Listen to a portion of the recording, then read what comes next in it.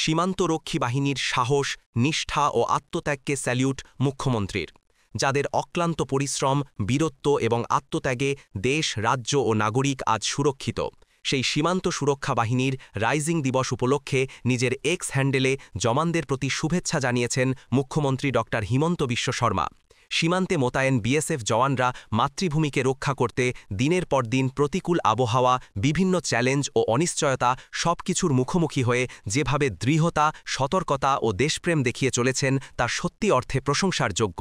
সীমান্ত সুরক্ষা বাহিনী শুধু বন্দুক হাতে সীমান্তের রক্ষা করেন না, তারা নিরাপত্তা এবং সমাজসেবাকে বুকে ধারণ করে দিন-রাত নজরদারিতে থাকেন। অসমের সীমান্ত সুরক্ষায় বিএসএফের ভূমিকা বিশেষভাবে অনন্য। রাজ্যিক সীমান্ত সহ আন্তর্জাতিক সীমান্তেও তাদের নজরদারি প্রতিটি মানুষকে সুরক্ষিত রেখেছে। বিএসএফের কর্তব্যনিষ্ঠা ও ঐশ্বর্য আজকের তরুণ প্রজন্মকেও অনুপ্রাণিত করছে। আজ ১ ডিসেম্বর বিএসএফ রাইজিং ডে। এ উপলক্ষে সীমান্ত প্রহরীদের সাহস, নিষ্ঠা ও আত্মত্যাগকে স্যালিউট জানিয়েছেন মুখ্যমন্ত্রী হিমন্ত বিশ্ব শর্মা।